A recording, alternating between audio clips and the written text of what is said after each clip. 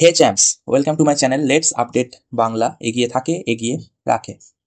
আজকে আমরা NEET 2025 document verification related video সিরিজের আরেকটি নতুন ভিডিও নিয়ে চলে এসেছি। আজকে আমরা আলোচনা করব ডমিসাইল সার্টিফিকেটের প্রোফর্মা A1, A2 আর বি নিয়ে।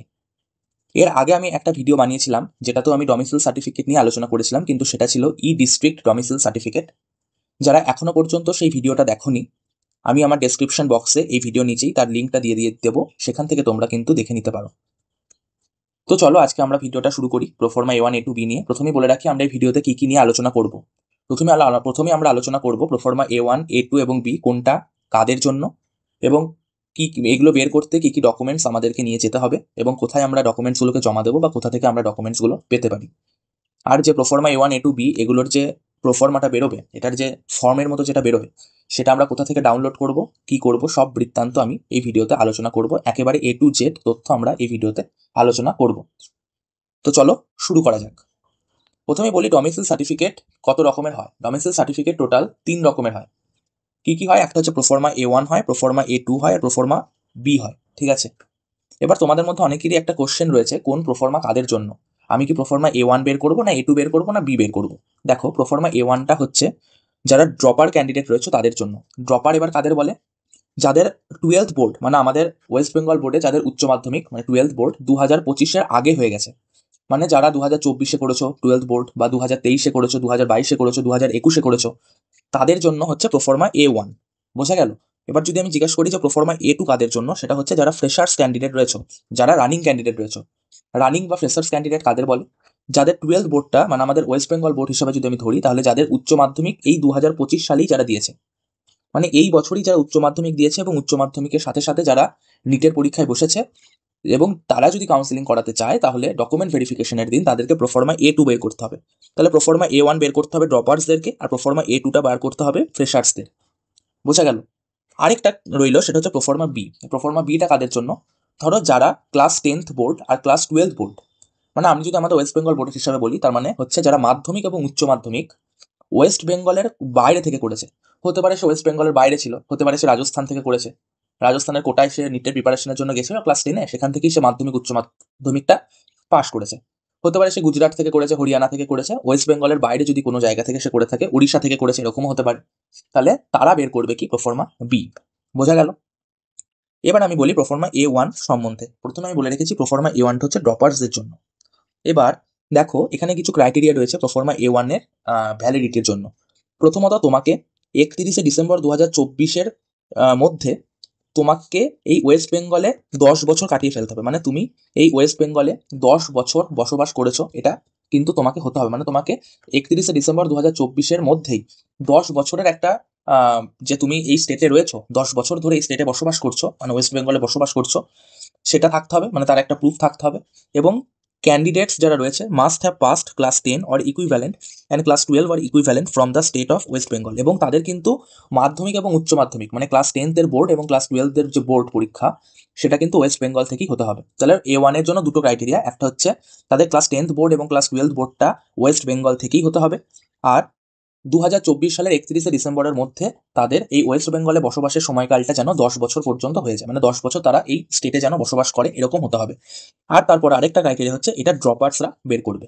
প্রোফর্মা A1 সম্বন্ধে আশা করি বোঝা গেছে। এবার আমি বলি প্রোফর্মা A1টা কেমন দেখতে। দেখো, এটা হচ্ছে 2024 সালে, মানে আগের বছর কাউন্সিলিং এর সময় ডকুমেন্ট ভেরিফিকেশনের সময় যেই ডকুমেন্টটা বেরিয়েছিল প্রোফর্মা, তার একটা ছবি আমি নিয়ে এসেছি তোমাদেরকে স্যাম্পল হিসেবে দেওয়ার জন্য। দেখো, এই ডকুমেন্টটা wbmcc.nic.in এই বছর এখনো তো আপলোড হয়নি, এখনো তো অল ইন্ডিয়া কাউন্সিলিং শুরু হয়নি। তো অল ইন্ডিয়া কাউন্সিলিং শুরু হওয়ার 1 সপ্তাহ পরেই আমাদের স্টেটে কাউন্সিলিং শুরু হয়ে যাবে। তো তখন কি দেখবে তোমরা যে WBMCC ওয়েবসাইটে প্রোফর্মা আপলোড হয়ে গেছে, সেখান থেকে তোমরা প্রোফর্মাটা কিন্তু বার করবে। এই প্রোফর্মাটা বের করতে কিন্তু যেও না, এটা হচ্ছে 2024 সালের প্রোফর্মা। দেখছো, 2024 সালে কিন্তু এখানে 2023 লেখা থাকবে, আর এই বছর যখন চলে আসবে তখন এখানে 2023 সালের জায়গায় 2024 লেখা থাকবে, 2023 সালের জায়গায় 2024 লেখা থাকবে। তো এটা হচ্ছে তোমাদের টোটাল ডকুমেন্টটা প্রোফর্মা A1। এটা তোমাদের ক্লিয়ার প্রিন্ট আউট বের করতে হবে। এটা ক্লিয়ার প্রিন্ট আউট বের করে তোমাকে নিয়ে যেতে হবে নির্দিষ্ট জায়গায়। আমি বলে দেবো ভিডিওর শেষের দিকে, আমি বলে দেবো যে তোমরা কোন প্রোফর্মা কোথায় গিয়ে তোমরা সই সবুত করাবে, সব আমি বলে দেবো। তো এবার আমরা আসি প্রোফর্মা A2 তে।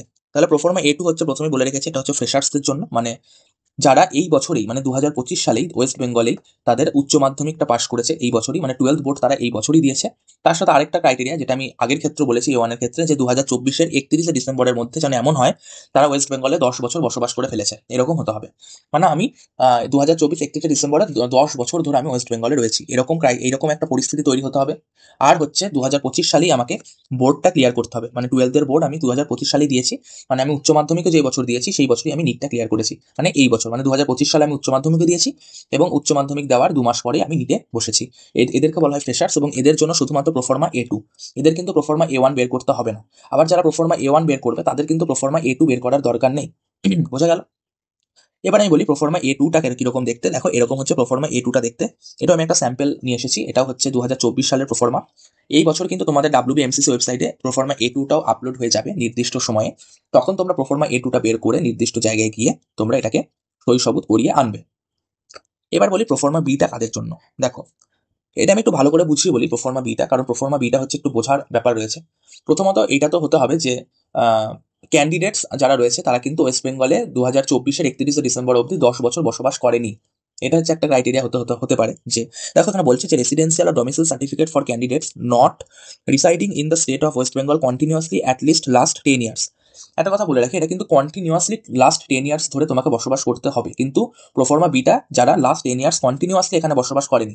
কন্টিনিউয়াসলি মানে আমি ধরো 8 বছর বসবাস করলাম, কিন্তু মাঝের 2 বছর আমি অন্য কোথাও বসবাস করলাম, দিয়ে আবার পরের 2 বছর এসে কিন্তু আমি ওয়েস্ট বেঙ্গলে বসবাস করলাম, তাহলে কিন্তু আমার 8 আর 2 10 বছর হচ্ছে, কিন্তু সেটাকে কিন্তু কন্টিনিউয়াসলি 10 বছর ধরা হবে না, কেননা আমি মাঝে 2 বছর কিন্তু অন্য জায়গায় থেকেছি, একটা গ্যাপ তৈরি হয়ে গেছে। সুতরাং আমি যদি বসবাসের সময়কালটা দেখি 10 বছর, সেটা কিন্তু আমাকে একবারে কন্টিনিউয়াস হতে হবে, মানে একবারে 2000 ধরো আমি 2002 সাল থেকে এখানে আছি, 2002 3 4 5 6 7 8 9 10 11 12 করে 13 সাল অবধি আমাকে টোটাল এখানে থাকতে হবে, মানে পুরো কন্টিনিউয়াস 10 বছর থাকতে হবে, মাঝে কোনো গ্যাপ থাকলে হবে না। তাহলে তারা কি বের করবে A1 আর A2, কিন্তু এখানে তো প্রোফর্মা বিতে কি বলছে যে যারা কন্টিনিউয়াসলি 10 বছর এখানে বসবাস করেনি 2024-এর 31শে ডিসেম্বর অবধি, তাদের জন্য প্রোফর্মা বি। এটা একটা ক্রাইটেরিয়া। আর একটা ক্রাইটেরিয়া কি, যাদের ক্লাস 10 অথবা ক্লাস 12 এর বোর্ড ওয়েস্ট বেঙ্গলের বাইরে থেকে যারা করেছে, ঠিক আছে, এটা আরেকটা ক্রাইটেরিয়া। কিন্তু একটা কথা মাথায় রাখতে হবে, কিন্তু যাদের বাবা মা বা যাদের parents R permanent residents of West Bengal having there permanent home address within West Bengal and living continuously at list last 10 years in West Bengal as on 31st December of 2024। তাহলে আরেকটা কথা বলে রাখি যে তারা যে ক্যান্ডিডেটটা রয়েছে, যে ক্যান্ডিডেটস রয়েছে, যে ক্যান্ডিডেটটা পরীক্ষা দিয়েছে, সেই ক্যান্ডিডেটটা কিন্তু 10 বছর ধরে আমাদের এখানে বসবাস করছে না কন্টিনিউয়াসলি, কিন্তু তাদের বাবা মাকে কিন্তু অবশ্যই কন্টিনিউয়াসলি 10 বছর ওয়েস্ট বেঙ্গলে বসবাস করতে হবে এবং তাদের কিন্তু একটা পার্মানেন্ট অ্যাড্রেসও থাকতে হবে, ঠিক আছে। এবং 2024 সালের 31শে ডিসেম্বর অবধি সেই 10 বছরটা যেন কমপ্লিট হয়ে যায়।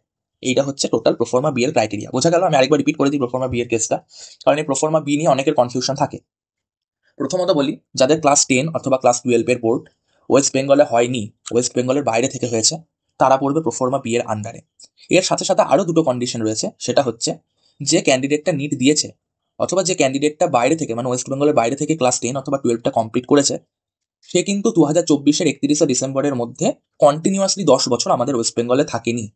এটা হচ্ছে একটা ক্রাইটেরিয়া, কন্টিনিউয়াসলি 10 বছর আমাদের ওয়েস্ট বেঙ্গলে কিন্তু সেই ক্যান্ডিডেটটা থাকেনি, কিন্তু তার বাবা মাকে কিন্তু 31শে ডিসেম্বর 2024-এর মধ্যে 10 ইয়ার্স কন্টিনিউয়াসলি ওয়েস্ট বেঙ্গলে থাকতে হবে এবং তাদের কিন্তু এই ওয়েস্ট বেঙ্গলে অবশ্যই একটা পার্মানেন্ট হোম অ্যাড্রেস থাকতে হবে এবং সেটার কিন্তু প্রুফ আমাকে দেখাতে হবে যখন আমি প্রোফর্মা বিটা বের করতে যাব।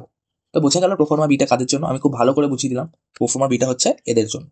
দেখো প্রোফর্মা বিটা কেমন দেখতে, এটাও তুমি সেম wbmcc.nic.in ওয়েবসাইট থেকে পেয়ে যাবে, যখন সময় আসবে নির্দিষ্ট সময় তোমরা পেয়ে যাবে। এখানে কিন্তু দুটো ফটোগ্রাফ লাগাতে হয়, একটা হচ্ছে ক্যান্ডিডেটের ফটোগ্রাফ, একটা হচ্ছে তার বাবা অথবা মায়ের ফটোগ্রাফ, যাকে আমি শো করবো। এখানে আমি যার নামটা লিখবো, ফাদার বা মাদারের মধ্যে আমি যার নামটা এখানে লিখবো, যে অ্যাপ্লিকেন্ট রয়েছেন, তার ফটো কিন্তু আমি এখানে শো করবো, তার ফটো কিন্তু আমি এখানে অ্যাটাচ করবো। বোঝা গেল? এবং এটা হচ্ছে টোটাল প্রোফর্মা বি এর টোটাল ফরম্যাট, এটা তোমরা বের করে নিতে পারবে এবং নির্দিষ্ট জায়গায় গিয়ে তোমরা সই সবুত করে নিয়ে আসতে পারবে।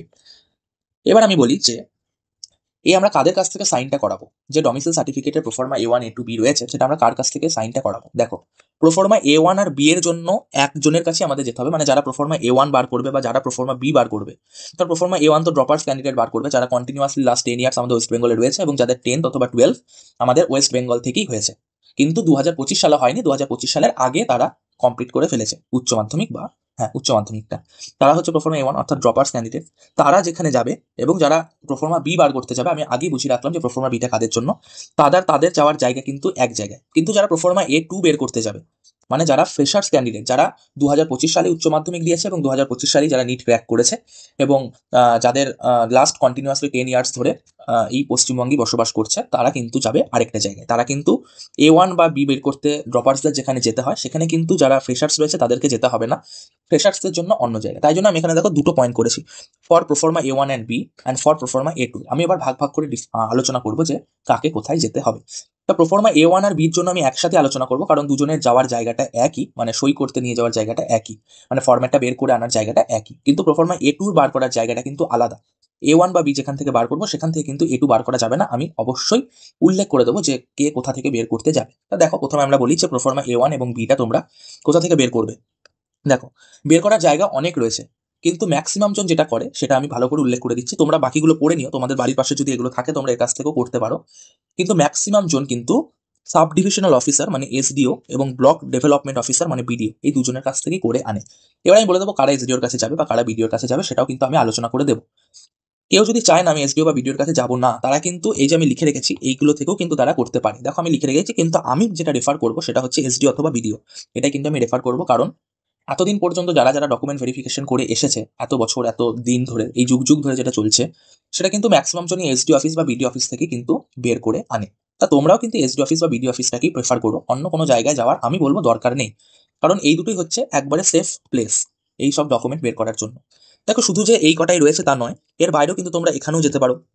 তোমরা নিজেরা পড়ে নেবে যে A1 আর বি এর জন্য আমরা কোথায় কোথায় যেতে পারি। এখানে যেতে পারো তোমরা, এখানেও দেখো আমি লিখে রেখেছি, এখানেও যেতে পারো। দেখো আমি এখানে লিখে রেখেছি, এখানে যেতে পারো, বা তোমরা এখানেও যেতে পারো, বা তোমরা এখানেও যেতে পারো। ঠিক আছে, আমি সব উল্লেখ করে দিয়েছি, তোমরা নিজেদের সুবিধা মতো যেখানে যাবে, কিন্তু আমি বলবো SDO স্যার অথবা BDO স্যারের কাছ থেকে বের করে আনতে। বোঝা গেল? এবার দেখো আমি একটা নোট বলে দিই, সেটা হচ্ছে যে সমস্ত যার কাছ থেকে আমি সই করি না কেন, মানে ধরো BDO অফিসে গেছি, BDO স্যার সই করে দেবেন, বা SDO অফিসে গেছি, SDO স্যার সই করে দেবেন। তোমরা কিন্তু অবশ্যই দেখে নেবে যেই জায়গাটায় তিনি স্ট্যাম্পটা মারছেন বা যেই জায়গাটায় তিনি সইটা করছেন, সেখানে কিন্তু তার ফুল নেম, তার ফুল ডেজিগনেশন, তার place of posting with address, landline or mobile number তা যেন সেখানে তিনি প্রোভাইড করেন, সেখানে কিন্তু তিনি লিখে দেবেন। এটা কিন্তু তোমাদের দায়িত্ব দেখে নিয়ে আসার জন্য। মানে তোমাদের কিন্তু নিজেদেরকে ভালো করে চেক করে আনতে হবে যে ইনি এই সমস্ত জিনিসগুলো সেখানে উল্লেখ করেছেন কিনা। যদি উল্লেখ না করে, তাহলে কিন্তু তোমাদেরকে বলতে হবে তাদেরকে যে স্যার আমাদের এই জায়গায় আপনার নাম, posting, place of posting, designation, landline number এগুলো উল্লেখ করে দিন। এটা কিন্তু আমাদের বলতে হবে। এবং তার কাছে যদি আইডেন্টিটি কার্ডের নাম্বার থাকে সেটাও সে দিতে পারে, কিন্তু এইটা ম্যান্ডেটরি নয়। এই যে আইডেন্টিটি কার্ড নাম্বারটা কিন্তু ম্যান্ডেটরি নয়। যদি তার কাছে থাকে তাহলে সেটাও প্রোভাইড করতে পারে, কিন্তু এটার জন্য আমরা জোর করতে পারি না। সেটা দিতে চাইলে দিতেও পারে, না দিতে চাইলে নাও দিতে পারে, কোনো অসুবিধা নেই। কিন্তু এই কটা জিনিস যেন সে দিতে পারে, যেটা দেখো আমি টোটাল ক্যাপিটাল লেটারে লিখেছি, সেইগুলো কিন্তু অবশ্যই থাকতে হবে। ঠিক আছে, সেটা কিন্তু অবশ্যই থাকতে হবে। তোমরা ভালো করে চেক করে আনবে যে এই সমস্ত জিনিস তারা লিখে দিয়েছেন কিনা ওই প্রোফর্মা A1 বা বি এর মধ্যে। এবার আমি বলি যে আমি ওপরে যে সমস্ত, মানে আগে আমি যে সমস্ত অথরিটির নামগুলো তোমাদের দেখালাম, যে এই যে এইগুলোর কথা বলছি, এই যে এইগুলো যে নামগুলো তোমাদের দেখিয়েছি, এগুলো ছাড়া তুমি যদি অন্য কোথাও যাও, এই সমস্ত অথরিটির কাছে ছাড়া যদি তোমরা অন্য কোথাও যাও এবং সেখান থেকে যদি তোমরা সই করে আনো, সেটা কিন্তু অ্যাকসেপ্ট করা হবে না। আবার বলে দিলাম, এটা কিন্তু খুব ভালো একটা পয়েন্ট, তোমরা মনে রাখবে। তাই আমি তোমাদের একটা কথাই বলবো, তোমরা SDO বা BDO স্যারের কাছ থেকেই করো, তাহলে কিন্তু তোমরা সেফ থাকবে। সব জায়গায় অ্যাকসেপ্ট হবে, কেউ তোমাদের ফিরিয়ে দিতে পারবে না। বোঝা গেল? এবার বলি যে ধরো তুমি ডোমিসাইল সার্টিফিকেটটা ইস্যু করেছো এমন কোনো পিপলের কাছ থেকে, যেমন কাউন্সিলর অফ মিউনিসিপ্যাল কর্পোরেশন বা municipality, member of 3 tyre panchayat system or GTA, তারপরে member of legislative assembly or member of parliament, এদের কাছ থেকেও যদি তুমি করে আনো, তাহলেও কিন্তু সেটা অ্যাকসেপ্ট করা হবে না। শুধুমাত্র আমি যে কটা পদ উল্লেখ করেছি এর আগে, টোটাল 6টা পয়েন্টে দেখবে আমি উল্লেখ করে দিয়েছি, শুধু সেই সমস্ত জায়গা থেকেই তুমি যদি সই করে আনো, তুমি যদি সেখান থেকে ডকুমেন্টটা ভেরিফাই করে আনো, তবেই কিন্তু সেটা আমাদের ফিজিক্যাল ডকুমেন্ট ভেরিফিকেশনের দিন অ্যাকসেপ্ট করা হবে, না হলে কিন্তু অ্যাকসেপ্ট করা হবে না। মাথায় থাকবে কথাটা, আশা করি বোঝাতে পেরেছি। এবার আমি আসি যে প্রোফর্মা A2 যারা বের করবে, মানে যারা ফ্রেশার্স ক্যান্ডিডেট, দেখো আমি লিখে রেখেছি যারা ফ্রেশার্স ক্যান্ডিডেট, মানে এই বছরই যারা 25 দিয়েছো, মানে উচ্চ মাধ্যমিক দিয়েছো, তারা কাদের কাছ থেকে এটা করে আনবে। তারা সে যে ইনস্টিটিউশনে পড়েছো, তোমরা যে ইনস্টিটিউশনে পড়েছো, ক্লাস 12টা তোমরা যেখান থেকে পাস করেছো, সেই ইনস্টিটিউশনের হেডমাস্টার বা হেড অফ দ্য ইনস্টিটিউশনের কাছ থেকে বা প্রিন্সিপালের কাছ থেকে তোমরা সইটা করিয়ে আনবে। তোমাদের বাকি কোথাও যাওয়ার দরকার নেই, তোমাদের SDO অফিস, BDO অফিস কোথাও যাওয়ার দরকার নেই। তোমরা তোমাদের স্কুলের হেডমাস্টার মশাইকে দিয়ে সইটা করিয়ে আনবে, বা তোমাদের স্কুলের প্রিন্সিপাল, তোমাদের হেড অফ দ্য ইনস্টিটিউশনের কাছ থেকে সইটা করিয়ে আনবে। তোমাদের কিন্তু খুব সুবিধা, তোমাদের কোথাও যাওয়ার কিন্তু দরকার নেই, তোমাদের না SDO অফিসে যেতে হবে, না BDO অফিসে যেতে হবে, তোমাদের কোথাও যাওয়ার দরকার নেই। হ্যাঁ, তোমাদেরকে ডিস্ট্রিক্ট ডোমিসাইল বের করার জন্য কিন্তু একবার BDO অফিস বা SDO অফিসে যেতে হবে। আমি সেই নিয়েও একবার লাস্টে আলোচনা করে দেবো যে আমি শুনছি যে অনেকের ই ডিস্ট্রিক্টে কিন্তু অনেক দেরি লাগছে, মানে অনেকে রেজাল্ট বেরোনোর পরে অ্যাপ্লাই করেছে, এখনো কিন্তু অনেকের 15 দিন 16 দিন হয়ে যাচ্ছে, এখনো তারা হাতে পায়নি, এরকম কিন্তু অসুবিধা আমার কাছে এসেছে, এরকম খবর। আমি তার কি সলিউশন সেটা কিন্তু আমি ভিডিও লাস্টে বলে দেবো, তাই ভিডিওটা পুরোটাই স্কিপ না করে দেখতে থাকো, খুব উপকার হবে তোমাদের। তো চলো বলি যে এবার এই ডকুমেন্টগুলো সাবমিট করতে তোমাদের কোথায় যেতে হবে। যারা দেখো পঞ্চায়েত এলাকায় বসবাস করো, অলরেডি আমি এই কথাটা অনেকবার বলে দিয়েছি আমার আগের ভিডিওতে, তা তোমরা আশা করি বুঝে গেছো যে যারা পঞ্চায়েত এলাকায় বসবাস করো তারা বিডিও অফিসে যাবে, আর যারা মিউনিসিপ্যাল এরিয়াতে বসবাস করো তারা এইচডিও অফিসে গিয়ে নির্দিষ্ট ডকুমেন্ট জমা দিয়ে সেগুলোকে ভেরিফাই করাবে। বোঝা গেল? এবার আমি বলি কি কি ডকুমেন্টস লাগবে, যেটা সম্বন্ধে সব থেকে বেশি জিজ্ঞাসা এসেছে আমার কাছে যে কি কি ডকুমেন্টস আমাদের নিয়ে যেতে হবে। দেখো, যে আবেদন করছে তাহলে আবেদনকারীর মাধ্যমিকের অ্যাডমিট কার্ড অথবা বার্থ সার্টিফিকেট নিয়ে যেতে হবে। আমি বলবো তোমরা দুটোই নিয়ে যাও, যেটা লাগবে সেটা দিয়ে দেবে। আধার কার্ড নিয়ে যেতে হবে এবং ভোটার কার্ড নিয়ে যেতে হবে। যদি ভোটার কার্ড না থাকে তাহলে শুধু আধার কার্ডটা নিলেই হবে। কার? তোমার তোমার নিজের আধার কার্ড বা ভোটার কার্ড নিয়ে যেতে হবে। যদি ভোটার কার্ড না থাকে তাহলে শুধুমাত্র আধার কার্ড নিলেই হবে। এবং তোমার বাবার ভোটার কার্ড নিতে হবে বা আধার কার্ডটা নিতে হবে। তোমার বাবারও ভোটার কার্ড এবং আধার কার্ডটা নিয়ে যাবে। আর কি কি নিতে হবে? যদি নিজের বাড়ি হয় তাহলে জমির দলিল বা খতিয়ান বা পর্চা বা খাজনা রসিদ তোমরা নিয়ে যাবে। আমি বলবো জমির দলিলটাই তোমরা নিয়ে যেও। আর যদি তোমরা ভাড়া বাড়িতে থাকো তাহলে ভাড়া রসিদ, বাড়িওয়ালার বাড়ির ও জমির প্রমাণপত্র এবং ভোটার কার্ডটা নিয়ে যেতে হবে। এটা হচ্ছে অনেকটা ই ডিস্ট্রিক্ট ডোমিসিল বার করতে তোমরা যা যা নিয়ে গেছিলে এই অবধি, সেগুলো কিন্তু সেম। এবার বলি যাদের ই ডিস্ট্রিক্ট ডোমিসিল সার্টিফিকেট যারা হাতে পেয়ে গেছো, অর্থাৎ যাদের বানানো অলরেডি হয়ে গেছে, তারা কিন্তু ই ডিস্ট্রিক্ট ডোমিসিল সার্টিফিকেটটাও নিয়ে যেতে পারো। আমি বলবো নিয়ে যাও তোমরা, ডোমিসিল ই ডিস্ট্রিক্ট সার্টিফিকেটটা তোমরা নিয়ে যাও। এবং একটা অ্যাটেস্টেড পাসপোর্ট কালার ফটোগ্রাফও তোমরা নিয়ে যেও। এটা কিন্তু অ্যাটেস্টেড একটা নিয়ে যেও, হাতে করে এমনি নিয়ে যেও। এটা অ্যাটেস্টেডটা, এটা কিন্তু তোমরা ওখানে লাগাবে না। মানে এই যে যেটা আমি দেখবে একটা ফরম্যাট দেখিয়েছিলাম, প্রথমে A1 B A2 এর একটা ফরম্যাট দেখিয়েছি, সেখানে কিন্তু এই অ্যাটেস্টেড পাসপোর্ট ফটোগ্রাফটা লাগাবে না। এটা জাস্ট তোমরা ই ডিস্ট্রিক্টের সময়, ই ডিস্ট্রিক্ট ডোমিসিল অ্যাপ্লাই করার সময় একটা ফটোগ্রাফ তোমরা নিয়ে গেছিলে, মনে পড়ছে? সেই ফটোটা কিন্তু তোমরা সঙ্গে করে নিয়ে যেও, ওটা লাগে না। মানে এই অপশনটা কিন্তু ফালতু, এটা লাগে না। কিন্তু আমি তোমাদেরকে বলবো যে ওই ফটোগ্রাফটা একবার সঙ্গে করে নিয়ে যেও, মানে একটা খামে করে নিয়ে যেও, কাছে রেখো। যদি কখনো চেয়ে বসে তাহলে তোমরা দেবে, চাইবে না, মানে কাউকেই চায় না, তাও তোমরা একবার নিয়ে যেও। মানে কি দরকার, মানে রিস্ক নেওয়ার কোনো দরকারই নেই, ঠিক আছে? নিয়ে যেও।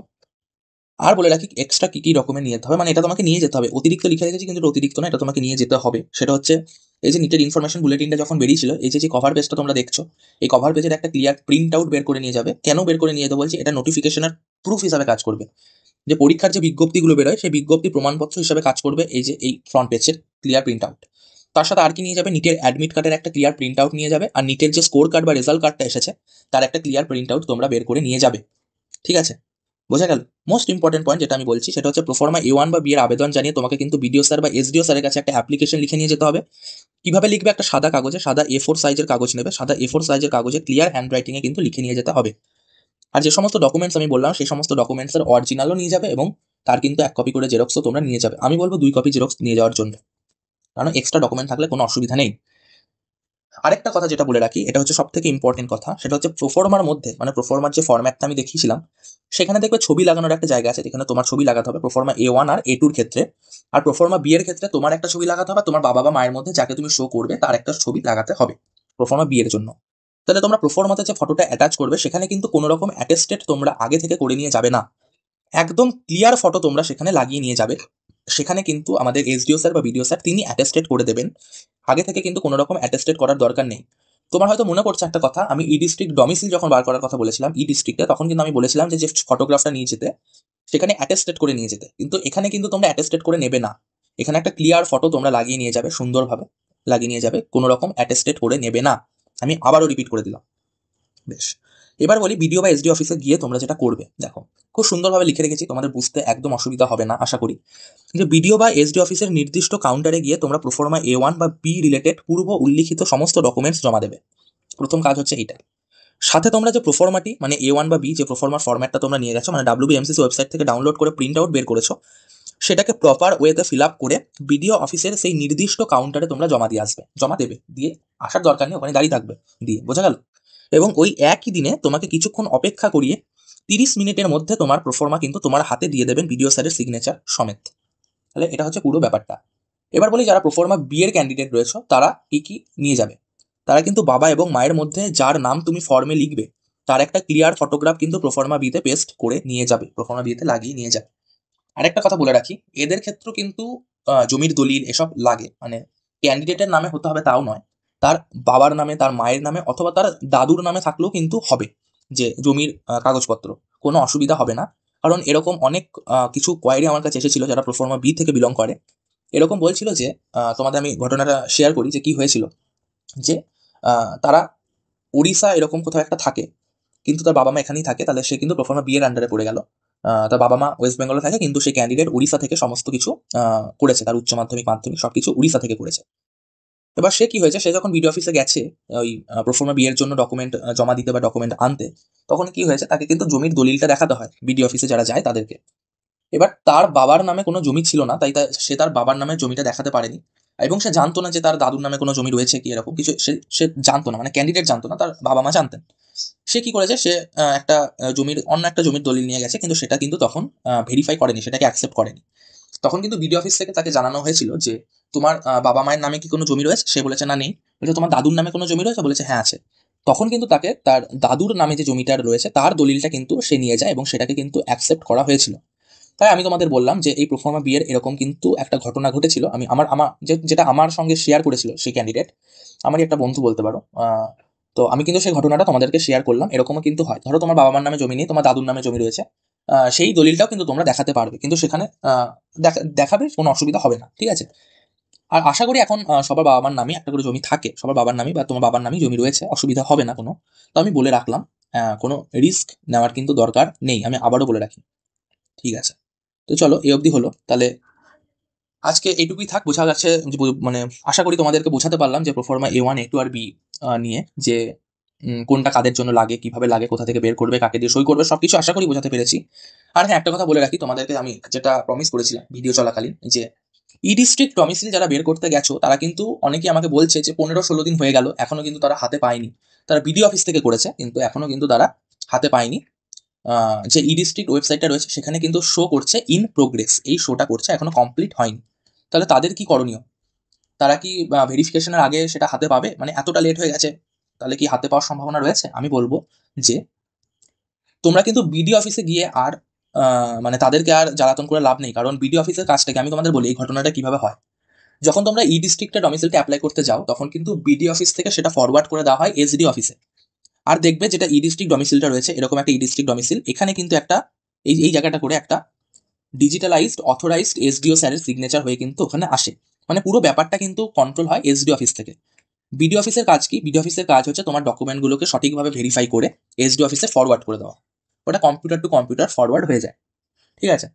এবার যখন তোমরা জিনিসটা এখনো হাতে পাওনি, মানে ইন প্রোগ্রেস শো করছে এখনো, তার মানে কি হয়েছে, মানে এসডি অফিসে এখনো পর্যন্ত ওটাকে কেউ দেখেনি, ওটা শো হয় মানে ওটাকে কেউ খুলে এখনো দেখেনি, তাই জন্য ওটা হয়নি। না হলে ওটা কিন্তু যখন তোমার দেখে ফেলবে তারা, সেটা কিন্তু 1 মিনিটের কাজ, ওটাকে জাস্ট তারা ভেরিফাই করে দেবে।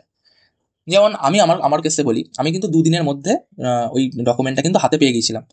কিন্তু এখন যাদের অসুবিধাটা হচ্ছে, যাদের 15-16 দিন হয়ে গেল এখনো আসেনি, তারা কি করবে, তারা ডাইরেক্ট এসডি অফিসে গিয়ে যোগাযোগ করবে। তারা গিয়ে কি বলবে এসডি অফিসে, যে ই ডিস্ট্রিক্ট ডমিসিল করার সময় তারা যে যে ডকুমেন্টগুলো নিয়ে গেছিল, তোমরা যদি না জেনে থাকো যে কি কি ডকুমেন্ট লাগে, তাহলে আমি কিন্তু একটা প্রিভিয়াস ভিডিওতে অলরেডি বানিয়ে রেখেছি ই ডিস্ট্রিক্টে ডমিসিল অ্যাপ্লাই করার জন্য কি কি ভিডিও নিয়ে যেতে হয়, তোমরা কিন্তু তার হেল্প নিতে পারো। তাহলে বলি যে যাদের এখনো টাইম লাগছে, 15-16 দিন হয়ে গেল এখন আসেনি, তারা কিন্তু আর বিডিও অফিসে গিয়ে তাদের লাভ নেই, তারা ডাইরেক্ট এসডি অফিসে চলে যাবে।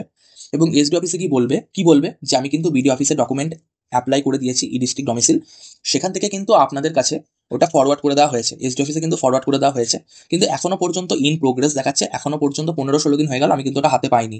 তুমি যদি ডাইরেক্ট গিয়ে এসডি অফিসে রিপোর্টটা করো, তাহলে দেখবে 1 দিন অথবা 2 দিনের মধ্যে কিন্তু তোমাদের ডকুমেন্টটা তৈরি হয়ে হাতে তোমরা পেয়ে যাবে।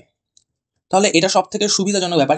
এই ঘটনাটা অনেকে জানে না, তাই জন্য তারা বারবার বিডিও অফিসে গিয়ে ওদেরকে জ্বালাতন করে। আর ওরা কি বলে বিডিও অফিসে, ওরা বলে আমরা তো ফরওয়ার্ড করে দিয়েছি, যতক্ষণ না পর্যন্ত এসডি অফিস থেকে ওটাকে ভেরিফাই করবে ততক্ষণ পর্যন্ত তোমরা হাতে পাবে না, এরকম কথা কিন্তু বিডিও অফিস থেকে বলবে। তাই তোমরা বিডিও অফিসে গিয়ে আর জ্বালাতন করে লাভ নেই, তোমরা ডাইরেক্ট এসডি অফিসে চলে যাবে, সেখানে গিয়ে তোমরা পুরো ব্যাপারটা জানাবে যে আমি অমুক তারিখে বিডিও অফিসে জমা দিয়েছি, বিডিও অফিস থেকে আপনাদের কাছে ফরওয়ার্ড করে দেওয়া হয়েছে, এরকম আমাকে জানানো হয়েছে বিডিও অফিস থেকে, তো আমি কিন্তু এখন ওটা হাতে পাইনি, এটার কতদিনের মধ্যে আমি হাতে পাবো সেটা কিন্তু তোমরা এসডি অফিসে গিয়ে জানাবে। তাহলে দেখবার 1 দিন কি 2 দিনের মধ্যে তোমরা ডকুমেন্টটা পেয়ে যাবে। তো বোঝা গেল, আমি ওই সমস্যাটাও ক্লিয়ার করে দিলাম। তো আজকে এই পর্যন্তই থাক। আমার নিট 2025 ডকুমেন্ট রিলেটেড ভিডিও সিরিজের আরেকটি ভিডিও আজকে কমপ্লিট হলো। আমি কিন্তু এরকম প্রতি ভিডিও নিয়ে আসবো। এরপরে আমি যেটা নিয়ে আসবো সেটা হচ্ছে গ্যাপ সার্টিফিকেট, বন্ড অ্যাফিডেভিট, এই সব কিছু নিয়ে আমি ভিডিও কিন্তু বানিয়ে দেবো। তোমরা যারা এখনো পর্যন্ত আমার চ্যানেলটাকে সাবস্ক্রাইব করোনি কিন্তু ভিডিওটি দেখছো, তারা অবশ্যই আমার চ্যানেলটিকে সাবস্ক্রাইব করে দাও, পাশে থাকা লাইক বাটনে ক্লিক করো এইটুকুই বলবো, কারণ তোমরা যদি সাবস্ক্রাইব করো, তোমরা যদি শুধু দেখে চলে যাও কিন্তু সাবস্ক্রাইব যদি না করো, তাহলে আমার নতুন ভিডিও বানাতে আমি কিন্তু উৎসাহিত হই না। তাহলে তোমাদের কি করণীয়, তোমরা আমার চ্যানেলটাকে সাবস্ক্রাইব করে দাও, আমার পাশে থাকো সাবস্ক্রাইব করে। আজকে এই পর্যন্তই। Thank you everyone. জয় হিন্দ, জয় ভারত। সবাই খুব ভালো থেকো।